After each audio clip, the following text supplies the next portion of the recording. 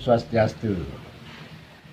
Mengulas tantangan kehidupan pada masyarakat Bali, termasuk tentang kepemimpinan dan dinamikanya.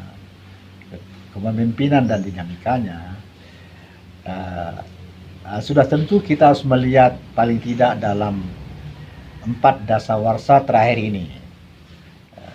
Terlebih-lebih setelah terjadi pandemi lebih dari 1 tahun. Dalam 4 dasawarsa terakhir ini, ekonomi Bali sangat ditentukan oleh kekuatan modal dalam pariwisata. Jadi orang menyebutnya sebagai kekuatan kapitalisme pariwisata. Dengan sudah tentu plus dan minusnya. Ya, plusnya tidak mungkin kita pungkiri. Pendapatan sebagian masyarakat meningkat. Kemudian ekspor jalan, kesempatan kerja berlangsung. Tapi pada sisi yang lain, kita mesti jujur melihat dari ukuran peradaban dan budaya Bali, biaya sosial yang harus ditanggung oleh masyarakat itu sangat tinggi. Terjadi materialisme, kemudian individu yang merambah kemana-mana, kualitas kejujuran yang merosot, dan lain-lain. Nah, ini sekarang sangat dirasakan. Setelah pandemi, ini semakin dirasakan. Sudah tentu masyarakat relatif tidak siap menghadapi tantangan ini. Bayangkan sebuah masyarakat yang 3-4 dasawarsa terakhir dengan kehidupan yang relatif lebih baik, tapi dalam 1 tahun terakhir ini ekonominya tumbuh negatif sekitar hampir 10%, sudah tentu melahirkan pengangguran, kemudian hilangnya usaha, hilangnya harapan masa depan, dan lain-lain yang jujur harus diakui, sebagian masyarakat mengalami stres, bahkan mengalami depresi. Kalau kita melihat dengan sangat baik, kondisi pasca pandemi ini melahirkan kemerosotan kualitas kehidupan, yang salah satu penyebabnya adalah kepemimpinan yang tidak terlalu efektif untuk mencari jalan keluar terhadap krisis yang berlangsung. Ya, kita lihat ada risiko penutupan usaha. Pada sisi yang lain kita melihat muncul tindakan-tindakan konflik internal di antara masyarakat. Kemudian harus diakui dengan baik, ada kelompok-kelompok sambradaya yang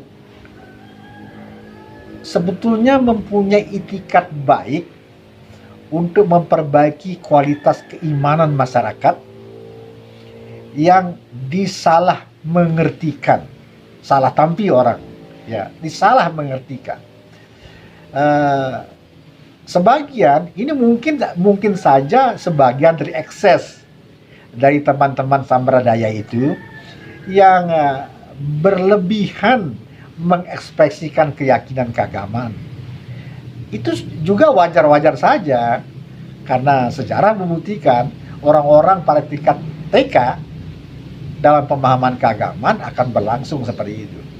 Pada sisinya yang lain, ya, pada bagian masyarakat yang mengklaim dirinya sebagai Deste Bali, ya, sudah tentu juga ada persoalan-persoalan yang sangat serius yang mesti harus dicarikan jalan keluarnya. Rujukan tatwa, rujukan teologi keagamaan, kemudian kehidupan yang harus menerima pembaruan, karena fakta menunjukkan masyarakat yang sangat tertutup itu adalah masyarakat yang nanti tidak menerima pembaruan termasuk hal-hal positif. Nah, ini yang harus diwaspadai. Pada sisinya yang lain, kita harus melihat banyak kebudayaan Bali yang bisa dijadikan contoh tentang kasus kerja, tentang kreativitas, dan lain-lain. Tapi pada sisi yang lain, banyak sekali penyakit, dalam tanda kutip, penyakit sosial yang harus mesti diselesaikan. Perjudian, ya, upaya mabuk-mabukan,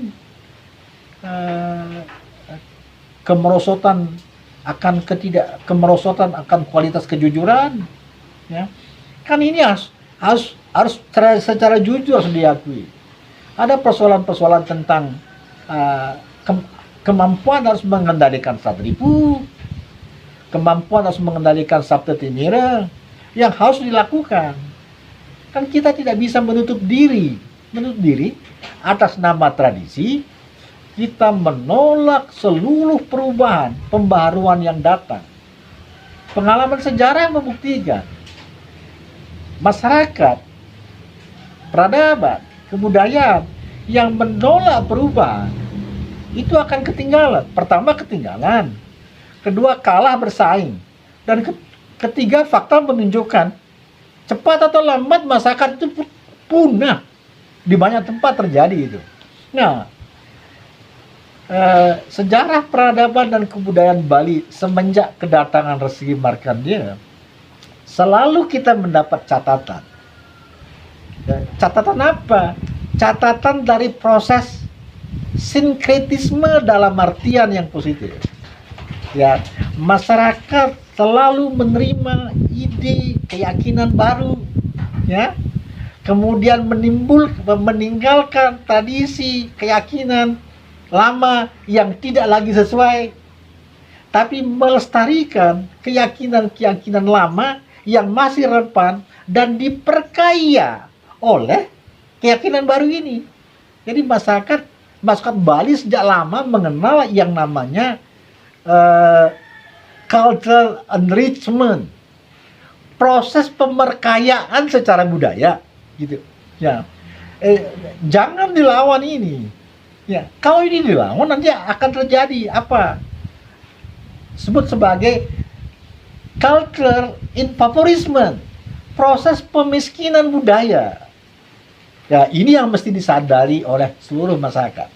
Pada sisi yang lain, dalam era demokrasi dewasa ini, karena kita sepakat semenjak reformasi, kita mengembangkan demokrasi berbasis hukum, maka kita ingatkan berbagai pihak yang melakukan manuver politik, ya, kompetisi politik untuk memperoleh kekuasaan, silakan saja. Tapi jangan, sekali lagi, jangan menggunakan identitas budaya, adat, dan agama Hindu untuk perayaan suara. Sangat berbahaya. Ini akan memudahkan terjadinya apa yang sering disebut sebagai pengepingan sosial, ya, pengepingan sosial. Dalam sejarah Bali kita mencatat dengan baik, ya, guru-guru politik tahun 60-an begitu banyak masyarakat Bali yang menjadi korban. Ya, sudah tentu ini kita tidak ingin ini terulang. Ya, ya, kondisi yang lalu itu semestinya harus dipergunakan sebagai momentum untuk mawas diri. Jangan gunakan agama adat, simbol agama, budaya dan lain-lain berkaitan dengan kekuasaan. Ya. Dan ini yang perlu ditegaskan. Artinya apa? Pasca pandemi, krisis ekonomi Bali terdalam di Indonesia di antara 34 provinsi. Ya, pertumbuhan ekonomi kita lebih minus dibandingkan dengan Yogyakarta, ya, yang karakteristik ekonominya mirip, lebih minus daripada DKI Jaya, lebih minus dari Kepulauan Riau Kepulauan. Artinya memang kita mengalami kondisi yang sangat berat. Ya, tantangan seperti ini mestinya para pemimpin, para elit mempersatukan rakyatnya untuk melawan musuh besar bersama itu. Musuh besar bersama apa? Ya, pengangguran, pandemi, resiko perusahaan menjadi bangkrut. Kan ini tantangan yang harus dijawab. Ya. Ini tantangan-tantangan yang mesti harus dijawab, dan masyarakat sendiri harus menyadari bahwa ada kondisi yang seperti ini, ada kecenderungan orang mengalami stres dan bahkan depresi. Semestinya elit, pemain politik untuk berkekuasaan bisa menahan diri, tidak membuat keadaan menjadi semakin kisruh. Dan kita khawatir, sangat khawatir, ya, realitas kehidupan masyarakat Bali semakin jatuh ke titik nadirnya. Om Santi Santi Santi Om.